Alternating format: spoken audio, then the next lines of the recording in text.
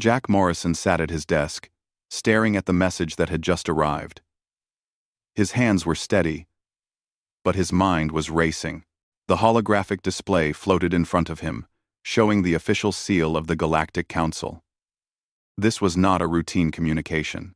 The words, urgent, and immediate presence, required, told him that something serious had happened. Kate Sullivan burst through the door without knocking. She was his diplomatic aide and had been working with him for 5 years. Her face was pale, and she carried a datapad clutched tightly in her hands. "Sir, we have a problem," she said, her voice tight with worry. Jack stood up from his chair and gestured for her to continue. Kate took a deep breath and activated the larger display screen on the wall. Images appeared showing 3 massive colony ships. They were Earth vessels, designed to carry thousands of people to new worlds. But these ships were not moving through space as they should be. They were surrounded by dark, angular warships that looked like predators circling prey. 3 of our colony ships were stopped 2 days ago near the Outer Rim territories, Kate explained. The Vraxian Dominion intercepted them. They're holding 15,000 colonists as prisoners. Jack felt his stomach tighten. 15,000 people. Families, children, scientists, farmers. All of them had left Earth with dreams of building new lives on distant planets. Now they were prisoners of a species that humanity barely understood. What reason did the Vraxians give? Jack asked, keeping his voice calm, despite the anger building inside him. Kate swiped her hand across the datapad, and more information appeared on the screen. They claim our ships violated an ancient territorial agreement. According to them, humans crossed into space that was marked as forbidden over 200 years ago. Jack frowned. 200 years ago, humans barely had satellites in orbit around Earth. We weren't even part of the Galactic Council then. How could we have agreed to anything? Exactly, Kate said, her eyes flashing with frustration. I've been searching through every database we have access to. There's no record of any such agreement. Nothing in the Council's central archives. Nothing in our own files. It's like this territorial claim appeared out of nowhere. Ryan Blake, Jack's security chief, entered the room. He was a tall man with short gray hair and the bearing of someone who had spent decades in military service. He had been listening from the doorway. "The Vraxians are testing us," Ryan said flatly. "They want to see if we'll roll over and accept their demands without a fight." Jack walked to the window of his office. Outside, he could see the Earth below, blue and green and beautiful. Humanity had only been part of the galactic community for 30 years. They were still considered newcomers, still learning how things worked among the stars. But that didn't mean they would let their people be treated like this. "What are they demanding?" Jack asked, turning back to face his team. Kate pulled up another document. "They want tribute, resources, technology, and a formal apology from Earth's government. They also want us to agree to limit our expansion into what they're calling controlled space. If we refuse, they've implied that the colonists will remain prisoners indefinitely." The room fell silent. Jack knew what this meant. If Earth gave in to these demands, it would set a terrible precedent. Other species would see that humans could be pushed around, threatened, and forced to comply. The Vraxians were not the only powerful species in the galaxy. Others would follow their example. "We're going to Nexus Prime," Jack said, making his decision. "Get the ship ready. I want to leave within 6 hours." Ryan nodded approvingly. "I'll prepare the security team. We should assume the Vraxians won't be happy to see us pushing back." Kate hesitated. "Sir, are you sure about this? The Vraxian Dominion controls one of the largest military fleets in known space. They have more ships, more weapons, more experience in warfare than we do. If this turns into a conflict, then it turns into a conflict," Jack said firmly. "But we're not going to abandon 15,000 people just because we're afraid. We're going to that council, And we're going to make them answer for this. The journey to Nexus Prime took 3 days. The diplomatic vessel, Horizon's Call, was fast, but not heavily armed. It was designed for travel and negotiation, not combat. Jack spent most of the journey reviewing everything Kate could find about the Vraxians and about galactic law regarding territorial disputes. The Vraxians were a reptilian species, tall and covered in dark scales that gleamed like polished stone. They were proud warriors who had built their empire through conquest and trade. Their culture valued strength and directness. They respected power and dismissed weakness. That knowledge gave Jack an idea, but he kept it to himself, for now.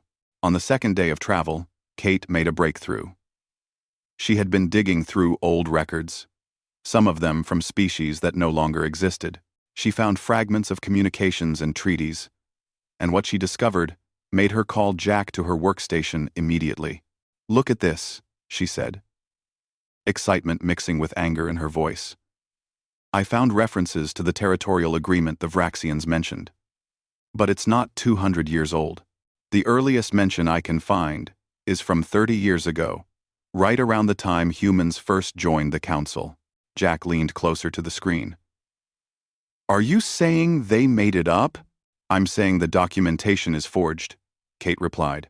"And badly forged at that. They used records from a species called the Vorlani, but the Vorlani went extinct 40 years ago. Someone copied their old territorial claims and modified them to create this new agreement." "Can you prove it?" Jack asked. Kate smiled grimly. "I can prove it enough to create reasonable doubt, and in a council proceeding, that might be enough." When they finally arrived at Nexus Prime, Jack felt the weight of what he was about to do. The station was enormous, a construct of metal and energy that housed representatives from dozens of species. It floated in neutral space, belonging to no one nation, but serving as the meeting place for the entire galactic community. A small shuttle carried them from the Horizon's Call to the main docking bay. As they disembarked, they were met by Chakar, the Council's secretary. He was an insectoid being with multiple arms and compound eyes that reflected light in strange patterns. His greeting was cold and formal. "Ambassador Morrison," Chakar said, his voice produced by rubbing segments of his carapace together. "The Council will see you tomorrow morning. You should prepare your statement carefully. The Vraxian delegation is very persuasive." Jack met the insectoid's gaze without flinching. "We'll be ready." As they walked through the corridors of Nexus Prime toward their quarters, Ryan leaned close to Jack and spoke quietly. "Did you notice? They're all afraid of the Vraxians." Jack nodded. He had noticed. Fear was a powerful force in politics, whether on Earth or among the stars. But fear could also be overcome. Tomorrow, he would begin to show the galaxy that humans were not a species that would bow to threats. Tomorrow, everything would change. The council chamber was unlike anything Jack had ever seen. It was a massive sphere that seemed to float in space itself, surrounded by transparent energy shields that offered a view of distant stars and nebulae. The walls were lined with seats arranged in circles, rising up like an ancient amphitheater. Representatives from 47 different species sat in those seats, their forms ranging from the familiar to the utterly alien. Jack stood at the center platform, a circular stage that was bathed in soft light. He could feel hundreds of eyes watching him. Some were curious, some were sympathetic, but many were cold and calculating. Kate and Ryan sat in the human delegation area behind him, ready to provide support if needed. The council speaker, an elderly being from a species called the Methodians, raised one of his many tentacles to signal the beginning of the session. His voice echoed through the chamber, translated instantly into every language present. "We gather today to hear the dispute between the Vraxian Dominion and the human species of Earth. High Commander Kelth Var of the Vraxian Dominion will present his case first." Kelth Var rose from his seat with theatrical grace. He was enormous, nearly 8 feet tall, with scales that shimmered between black and deep purple. His eyes were golden and cold, like a predator studying prey. He moved to the center platform and Jack stepped aside to give him space. "Honored Council," Kelthvar began, his voice deep and resonant.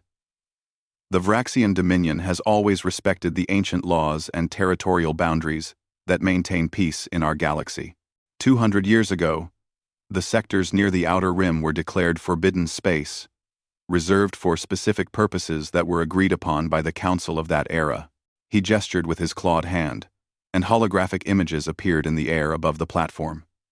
They showed star maps with highlighted regions, and what appeared to be official documents covered in complex alien script. 3 human colony ships violated this sacred boundary, Kelthvar continued. They entered forbidden space without permission, without even attempting to seek approval. This is not a minor transgression. It is a violation of laws that have kept peace for generations. The hologram changed to show the 3 human ships being intercepted by Vraxian warships. The footage was dramatic, showing the massive colonial vessels dwarfed by the angular, aggressive-looking Vraxian fleet. The Dominion has detained these vessels and their passengers for their own protection and to prevent further violations, Kelthvar said. "We are not unreasonable. We will release them once humanity acknowledges their error and provides appropriate compensation. We ask for resources to repair the damage done to the territorial integrity of the region, technology sharing as a gesture of good faith, and a formal commitment from Earth to respect established boundaries." Several council members nodded at this. Jack noticed that Ambassador Seln from the Corian Federation was one of them.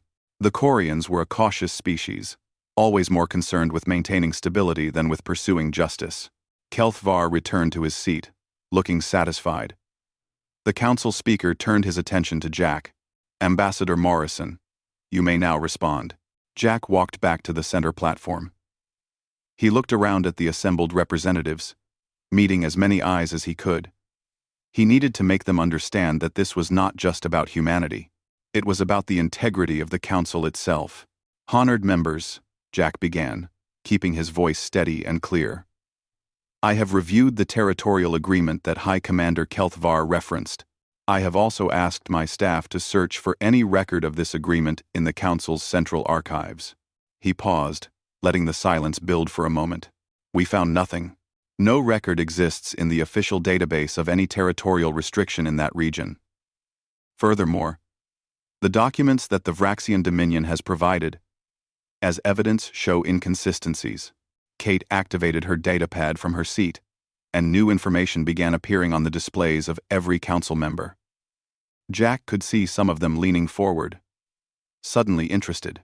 The agreement that was supposedly made 200 years ago references a species called the Vorlani as one of the signatories. But the Vorlani went extinct 40 years ago.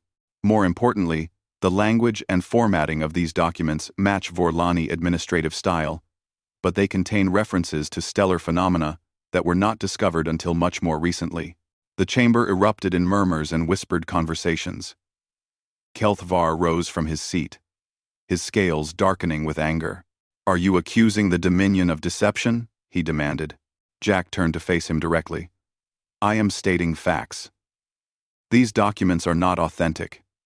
They were created recently, using templates from extinct species. The Vraxian Dominion is using forged evidence to justify the imprisonment of innocent civilians." The murmurs grew louder. Several council members were now actively arguing with each other. The council speaker had to raise several tentacles and create a loud harmonic sound to restore order. "This is a serious accusation," the speaker said.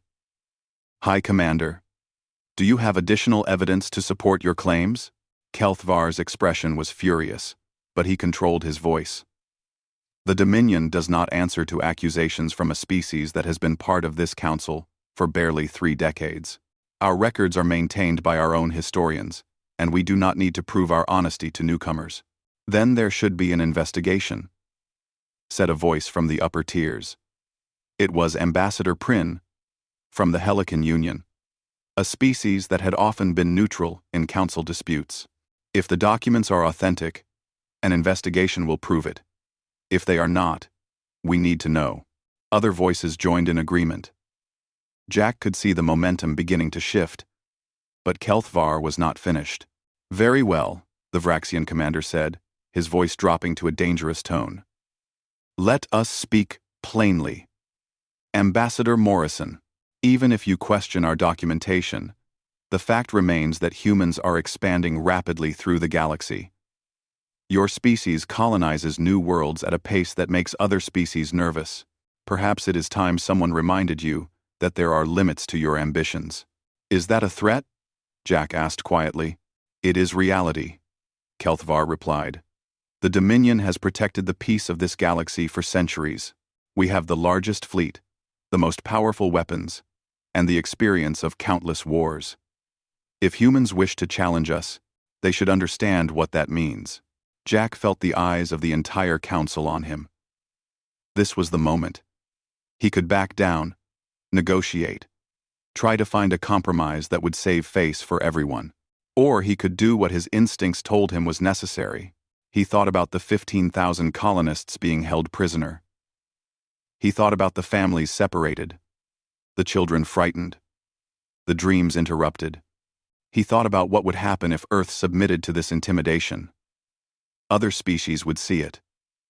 They would know that humans could be pushed around, and the Vraxians would do this again, to humans or to others. Jack took a deep breath and spoke clearly, making sure every word carried through the chamber. The humans being held by the Vraxian Dominion are civilians. They are families and children. They are protected under the Council's own laws regarding the treatment of non-combatants. The Vraxian Dominion has 72 hours to release them unharmed and without any preconditions. The chamber went completely silent.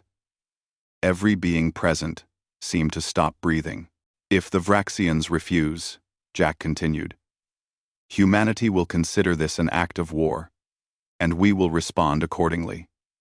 If the friends of Vraxians, not Casa, if the Vraxians refuse," the silence lasted for 3 heartbeats. Then chaos erupted. Representatives were shouting, some in alarm, some in disbelief. The council speaker was trying to restore order but failing. Kelthvar stood motionless, staring at Jack with an expression that could have been shock or rage or something else entirely. Finally, Kelthvar began to laugh. It was a harsh, rattling sound that cut through the noise. "You would threaten the Dominion?" he said, his voice carrying across the chamber. "You have been among the stars for 30 years. We have warships that outnumber yours, 10 to 1. You have no allies here who would risk our wrath to help you. This is either incredible courage or incredible foolishness, Ambassador Morrison." Jack met his gaze without flinching. "It is neither. It is simply what is right. The Council exists to uphold laws that protect all species, not just the powerful ones. If you will not release innocent civilians, then the Council's entire purpose is meaningless." He turned to address the full assembly. "I ask for an emergency investigation into these territorial claims and into the legal status of the detained colonists." The vote was called. It was close, painfully close, but it passed by a margin of 3 votes. The investigation would proceed. Kelthvar watched the vote with an expression of contempt. When it was finished, he stood and spoke one final time. "The colonists will not be released, and any human vessel that approaches Vraxian-controlled space will be treated as an enemy. You have made your choice, Ambassador Morrison. Now live with the consequences." He left the chamber, his delegation following behind him. Jack remained standing on the central platform, feeling the weight of what he had just done. Jack returned to the Horizon's call, knowing that he had started something that could not be easily stopped.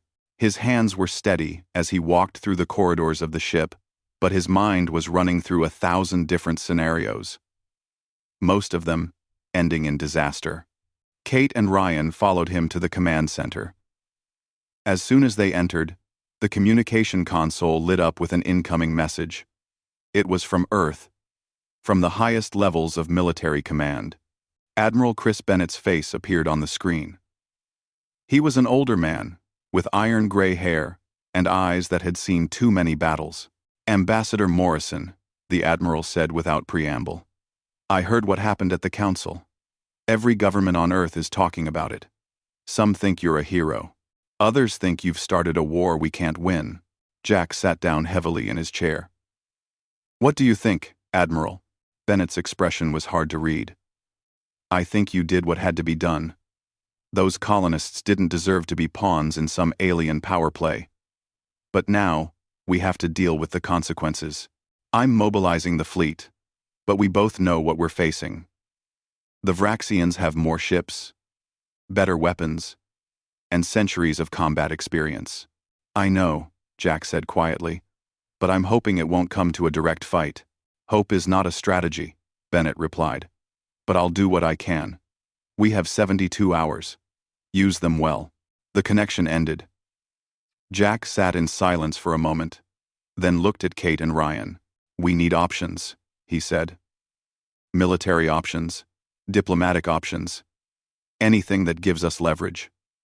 Ryan moved to the tactical display and brought up a map of Vraxian space. Direct confrontation is suicide, he said bluntly. But there might be other ways to hurt them. The Vraxians control major trade routes through their territory. Their economy depends on those routes staying open. If we could disrupt them, that's still an act of war, Kate pointed out. We're already at war, Ryan said. Jack declared it in front of the entire council. The only question is how we fight it. Jack studied the map. Ryan was right about the trade routes. The Vraxian Dominion made enormous profits by charging fees for ships passing through their space. It was one of the main sources of their wealth and power. Can we do it without killing anyone? Jack asked. Ryan considered this. Maybe. If we focus on infrastructure rather than ships, communication relays, automated supply stations, things like that. It would be difficult and risky, but possible. A new message arrived. This time, from Captain Lisa Park, of the UES Defiant. The Defiant was humanity's most advanced warship, though that term was relative when compared to what other species had. It was a stealth reconnaissance vessel, designed for gathering intelligence rather than direct combat. Lisa's face appeared on the screen. She was young for a captain, only 35, with sharp features and alert eyes. Ambassador Morrison, she said. I've been monitoring Vraxian military communications from my position near the border. I found something you need to see. She transmitted a file to the Horizons call. Kate opened it and began analyzing the data. Her eyes widened as she read. This is incredible, Kate said. These are internal Vraxian communications discussing their strategy. They're not just targeting humans. They have a list of 6 other species they plan to intimidate after they've made an example of us. Jack felt a cold anger settle in his chest. This was bigger than he had realized. The Vraxians were using humanity as a test case. A demonstration of what happened when you crossed them. If they succeeded, they would move on to other young species and do the same thing. Send that information to every council member on that list, Jack ordered. They need to know what's coming. Over the next 48 hours, Jack's team worked without rest. Ryan coordinated with human special forces units that were quietly moving into position. Commander Ben Torres led one team, Lieutenant Nina Carter led another. They were the best of the best, trained for operations in hostile environments.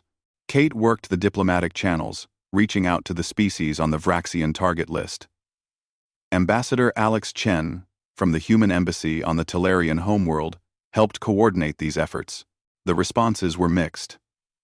Some species were interested, but cautious.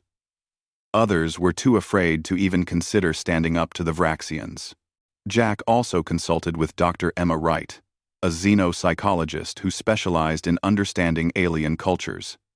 She had spent years studying the Vraxians and knew more about their society than almost any other human. The key to understanding the Vraxians is their honor code, Emma explained over a video call. They respect strength and despise weakness. Most species in the galaxy try to avoid conflict with them, which the Vraxians interpret as cowardice. But when someone stands up to them, truly stands up to them, they have cultural protocols for dealing with worthy opponents. Are you saying they might respect us for threatening war? Jack asked. I'm saying they might, Emma replied carefully. But only if you follow through. If you back down now, you'll confirm every negative assumption they have about humanity. But if you show them that humans keep their word, even when it's dangerous, that means something in their culture. Jack thought about this for a long time after the call ended. He had made his declaration in front of the council. There was no taking it back now. The only path forward was to show the Vraxians that humanity meant what it said. The special operations teams began their work. They moved through Vraxian space like ghosts, using stealth technology that humanity had developed independently. Their targets were carefully chosen. Communication relays that coordinated trade traffic, automated supply stations that serviced Vraxian merchant vessels, data hubs that processed financial transactions. Ben Torres and his team disabled a major relay station without firing a single shot. They used sophisticated hacking tools to shut down the systems, leaving a message that made it clear humans were responsible. Nina Carter's team did the same at 3 different supply stations, disrupting the flow of goods through an entire sector. The Vraxians responded with outrage. Their military mobilized, searching for the human operatives. But the teams were already gone, moving to their next targets. It was not traditional warfare. It was something humanity had learned from centuries of asymmetric conflicts on Earth. When you cannot win through direct force, you win by making the cost of conflict too high for your enemy to bear. Trade through Vraxian space slowed to a crawl. Ships were delayed for hours or days while new communication systems were brought online. Merchants who depended on Vraxian routes began complaining loudly. The economic impact was immediate and significant. Meanwhile, Kate's diplomatic efforts began to bear fruit. The 6 species on the Vraxian target list were starting to talk to each other. They were frightened, but they were also angry. The intercepted communications that Lisa Park had provided were convincing evidence that the Vraxians saw them as victims waiting to be exploited. A representative from the Tellurian government contacted Jack directly. His name was Vaughn, and he was their Minister of Defense. Ambassador Morrison, Vaughn said, my government has been discussing your proposal for a defensive alliance. We are interested, but we need assurances. If we stand with humanity against the Vraxians, can Earth protect us if they retaliate? Jack wanted to lie, to promise that Earth could defend everyone, but he knew that honesty was more valuable than false hope. I cannot promise that Earth can defend you militarily, Jack said. Our fleet is smaller than the Vraxians, but I can promise that if you stand with us, you won't stand alone. There is strength in unity. The Vraxians can intimidate one species at a time, but if multiple species refuse to be bullied, the calculation changes. Vraxians, when the firstenses, is the Vraxians. Vraxians, when the firstensian, when the firstenses. Vaughn was quiet for a moment. Then he nodded slowly. We will discuss this with the other targeted species. Give us 24 hours. As the 72-hour deadline approached, the tension grew unbearable. The Vraxian High Fleet had moved into position near the human colony at New Haven, where many of the detained colonists had been originally heading. Admiral Bennett positioned Earth's fleet in defensive formation around the colony. His ships were outnumbered 3-1, but they held their ground. Jack received reports every hour. The human special forces teams had completed their missions and were withdrawing to safe positions. The economic disruption in Vraxian space was causing serious problems, and most importantly, the 6 targeted species were meeting to discuss forming what they were calling the New Stars Alliance. But none of that would matter if the Vraxians decided to make an example of humanity through force. Jack stared at the countdown timer on his display. 12 hours remained. Then 10. Then 8. He tried to sleep, but couldn't. His mind kept returning to the 15,000 colonists still held prisoner. He imagined their fear, their uncertainty. They had no idea that their fate had become the center of a galactic crisis. Kate found him in the observation deck, staring out at the stars. You did everything you could, she said softly. Did I? Jack asked. Or did I just make things worse? Those colonists might have been released eventually through negotiation. Now they're caught in the middle of a standoff that could turn violent. You gave them something more valuable than a quick release, Kate replied. You gave them dignity. You told the galaxy that human lives matter, that we won't be pushed around, that we're willing to fight for our own people. That matters, Jack. Whatever happens next, that matters. 6 hours remained, then 4, then 2. Jack returned to the command center and watched the displays showing the positions of both fleets near New Haven. The Vraxian ships had powered up their weapons. Admiral Bennett's forces had done the same.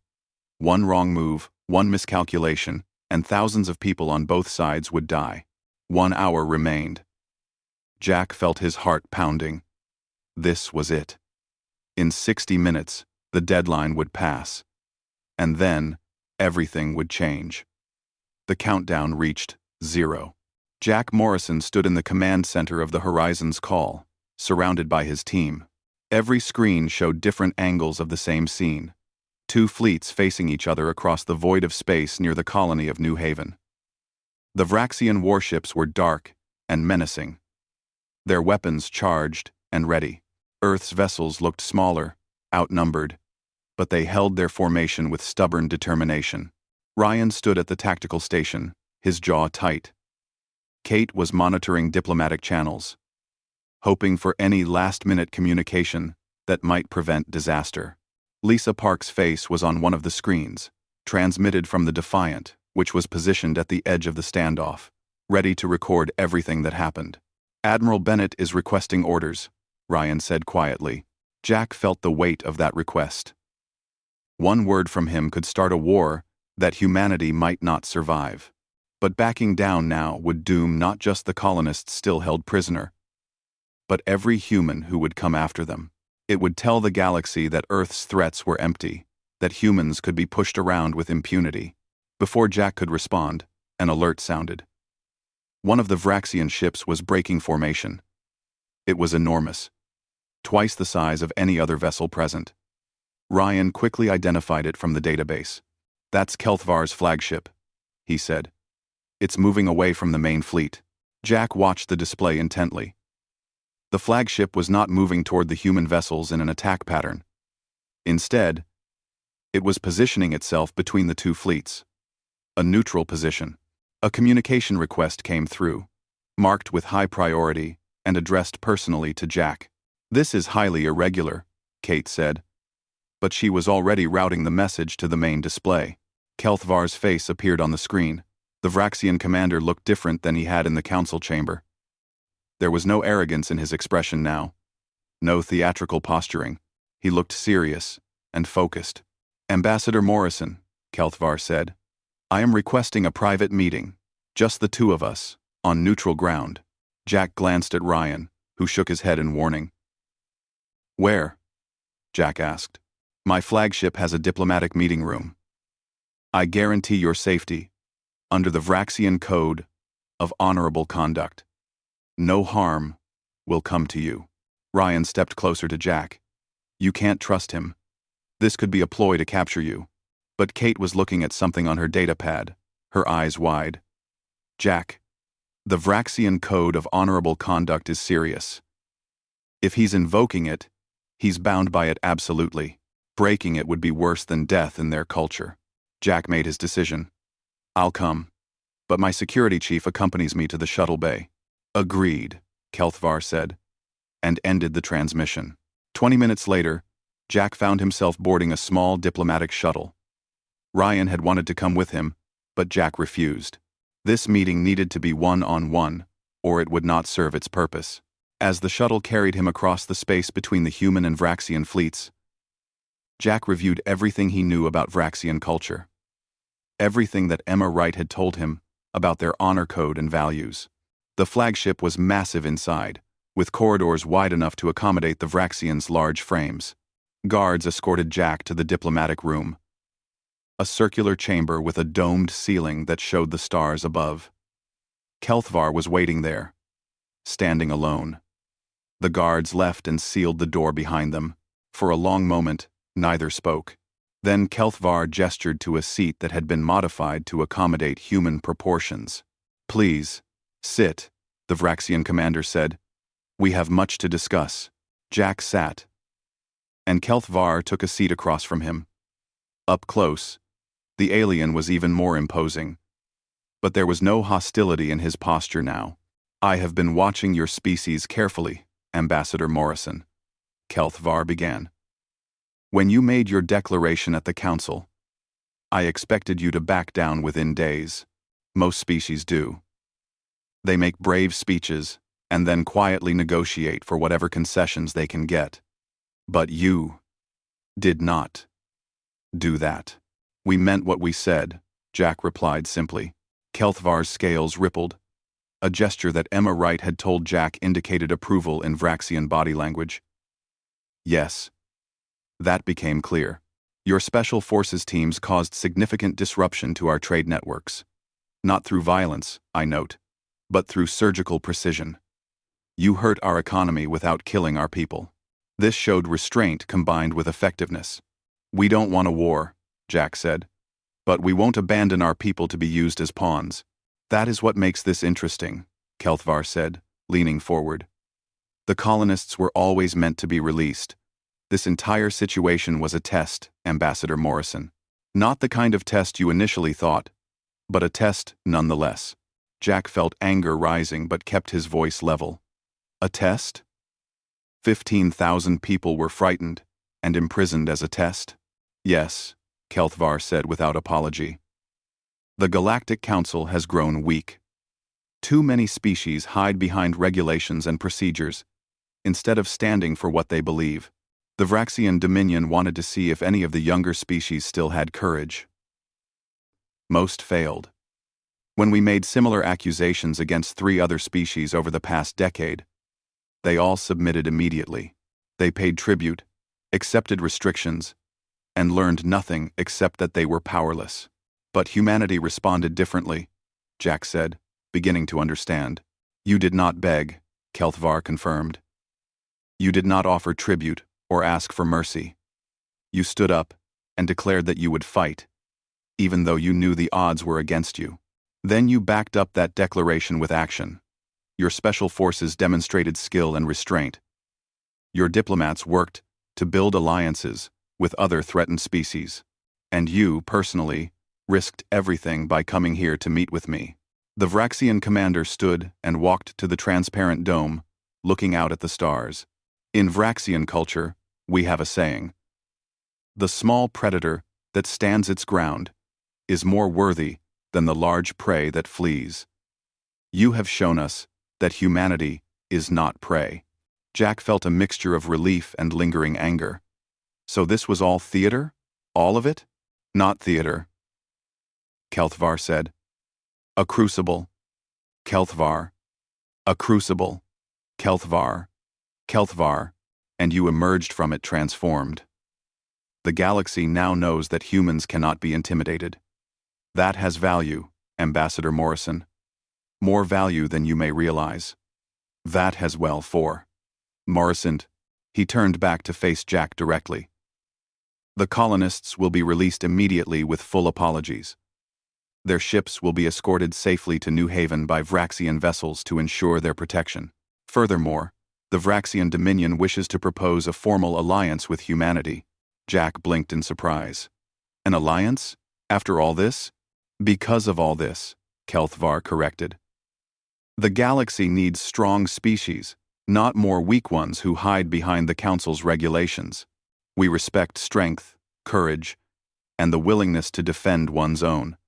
Humanity has demonstrated all 3.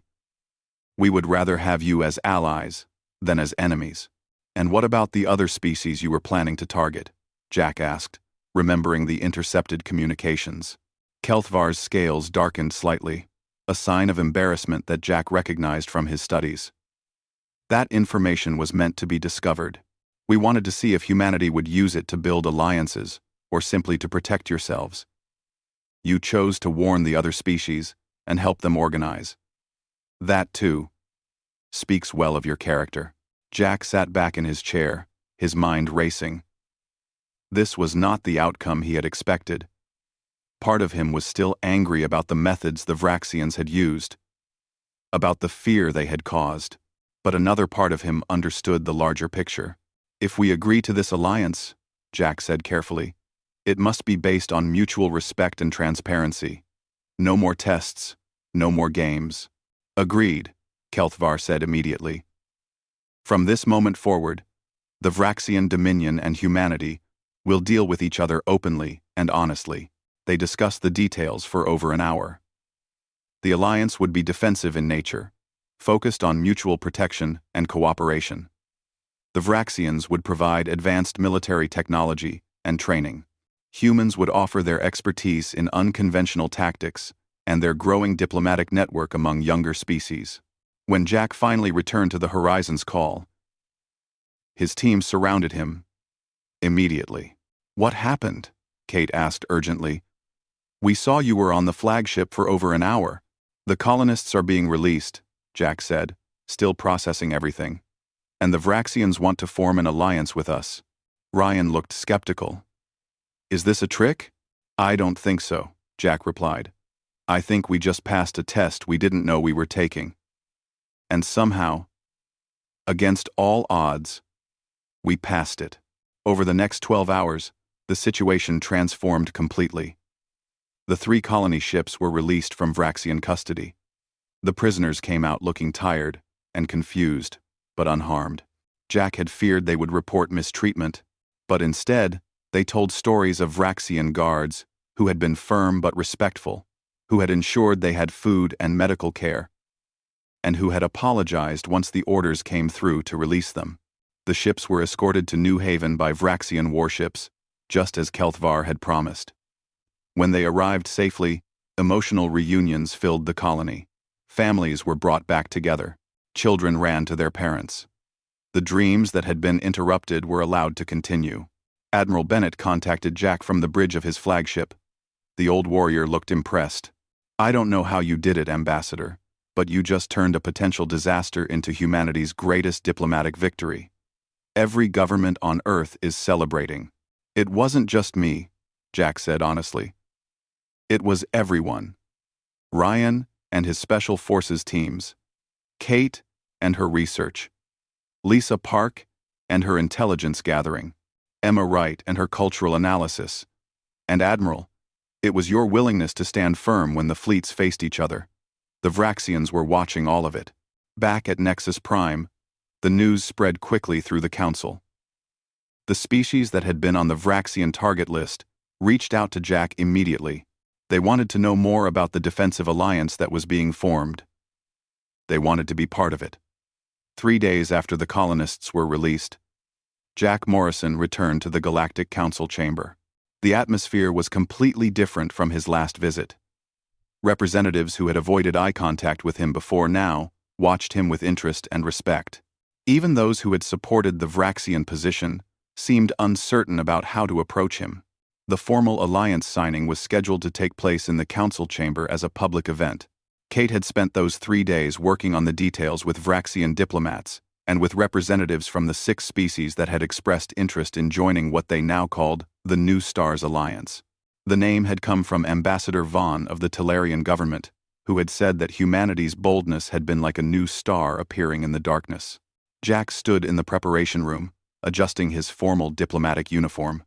Ryan was with him, as always, serving as both bodyguard and advisor. Kate was reviewing the final documents on her datapad, making sure every detail was correct.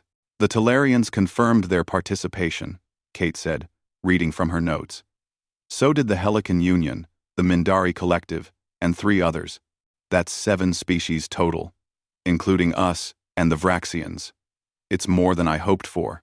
It's enough to make other species pay attention, Ryan added. A block of 7 civilizations carries weight in the council. A messenger arrived to tell them it was time. Jack took a deep breath and walked toward the chamber. As he entered, he saw that the seats were fuller than usual. Many species had sent additional observers, wanting to witness this historic moment. The message was clear. Something significant was happening, and everyone wanted to see it. Kelthvar was already at the center platform, standing tall and impressive in his formal armor. When Jack approached, the Vraxian commander performed a gesture that made several council members gasp. He bowed his head and extended his clawed hand, a sign of respect that Vraxians rarely gave to anyone outside their own species. Jack accepted the hand and returned the bow. The gesture was symbolic, but symbols mattered in galactic politics. The council speaker called the session to order. We are gathered today to witness the formation of a new defensive alliance between multiple member species. This is a historic occasion, one that may shape the future of our galaxy. Kelthvar spoke first, his voice carrying throughout the chamber. The Vraxian Dominion has existed for over 1,000 years. We have seen empires rise and fall. We have watched species grow strong and others fade away. What makes a species worthy of survival is not technology or numbers. It is will. It is the courage to stand for what you believe, even when the cost is high. He turned to look at Jack. Humanity is young, but they have shown that will. They have shown courage. When faced with overwhelming force, they did not submit. They stood their ground and prepared to fight. That is worthy of respect. That is worthy of alliance. There was a ripple of approval through the chamber. Even species that had been skeptical seemed moved by Kelthvar's words. Jack stepped forward to speak next. Humanity came to the stars, hoping to find friends and partners. We did not come looking for conflict, but we also did not come prepared to be victims. What happened over the past week has taught us valuable lessons about galactic politics and about ourselves.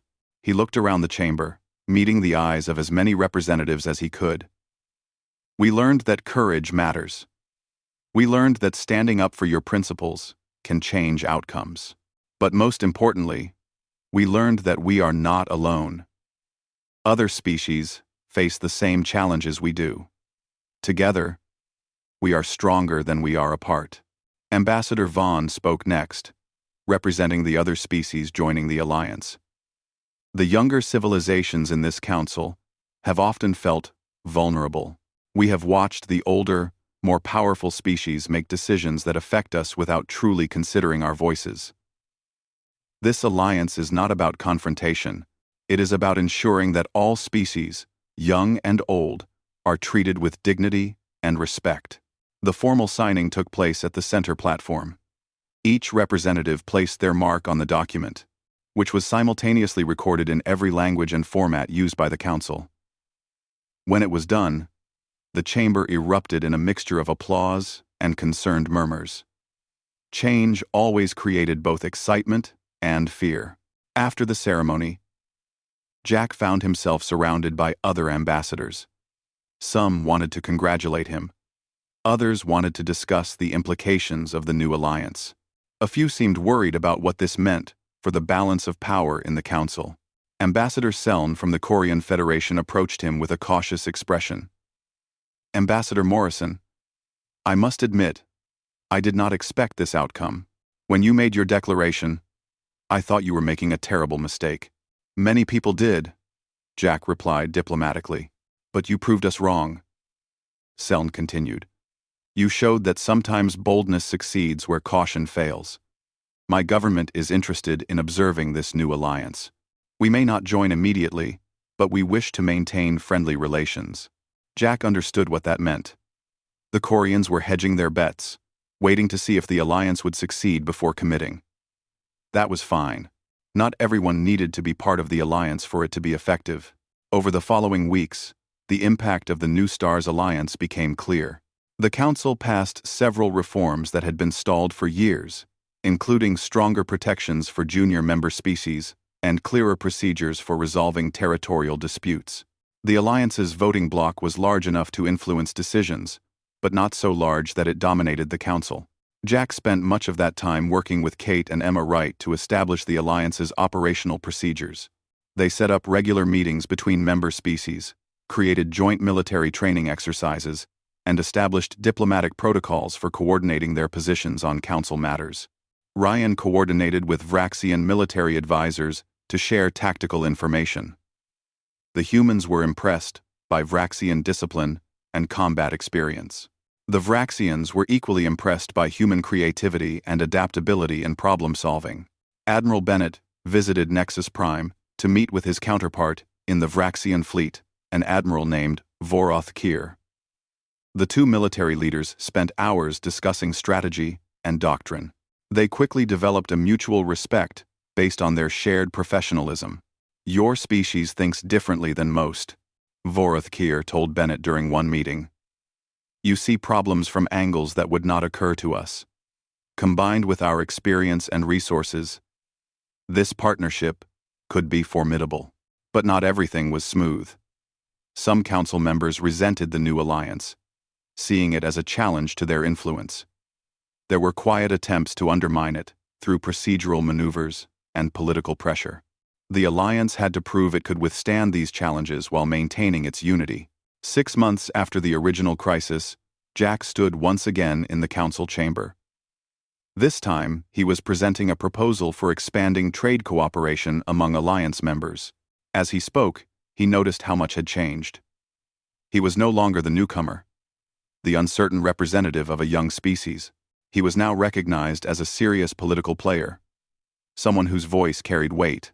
After the session, Kelthvar approached him. The Vraxian commander had become something close to a friend. Though that friendship was built on mutual respect rather than emotional warmth. "You have adapted well to galactic politics," Kelthvar said. "But do not become too comfortable. The galaxy is dangerous, and there are threats we have not yet faced." "What kind of threats?" Jack asked. "That is a conversation for another day," Kelthvar replied cryptically. "For now, know that the alliance you helped create will be needed. Sooner than you think." Later, Jack stood in the observation deck of the Horizon's Call, looking out at the stars. Kate found him there, as she often did when he needed to think. "Do you ever wonder what would have happened if you had made different choices?" she asked. "Every day," Jack admitted. "If I had backed down, if I had negotiated instead of declaring war, if I had been more cautious or more reckless, any of those choices could have led to disaster. But they didn't," Kate said. "You made the right calls at the right times.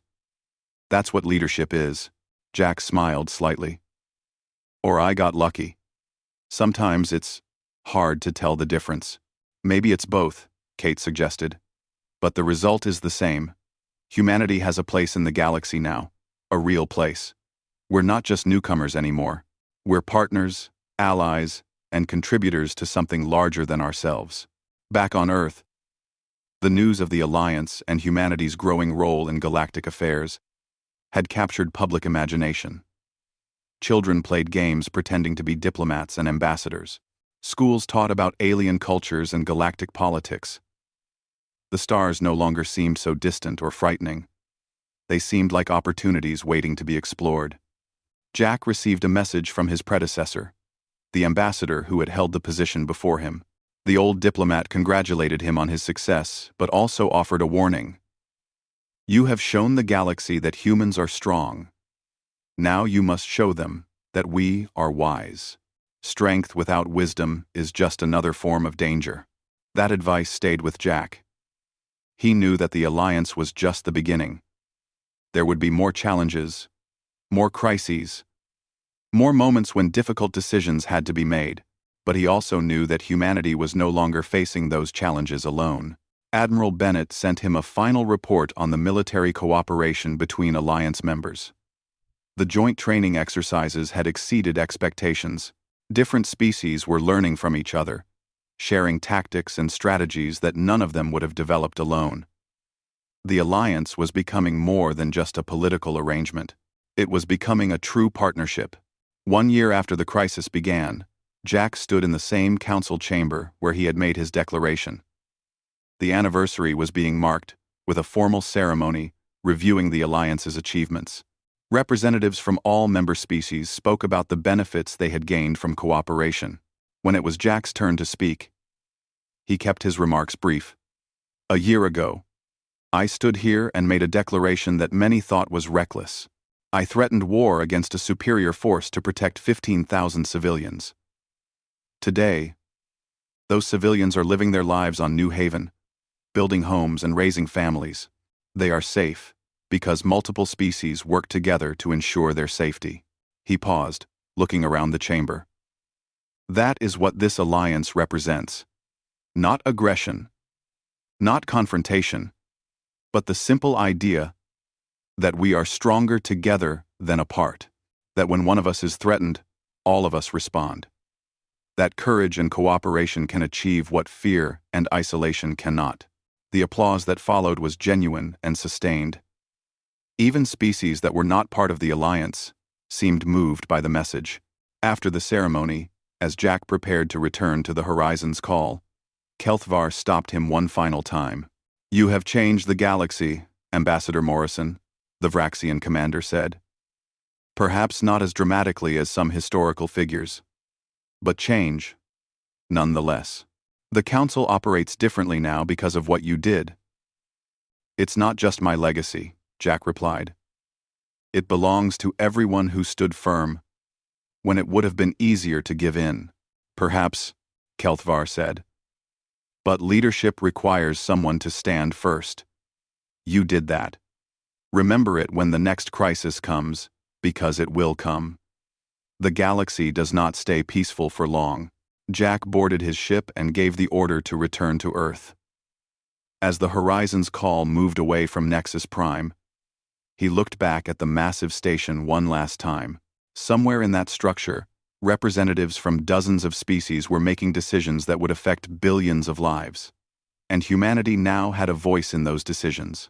A voice that would be heard and respected. The stars stretched out before him, vast and full of mystery. There would be more challenges ahead, more dangers to face, more difficult choices to make. But humanity would face them not as frightened newcomers, but as established members of the galactic community. They had earned their place among the stars, not through submission or aggression, but through courage, wisdom, and the willingness to stand for what they believed was right. Jack smiled and settled back into his chair.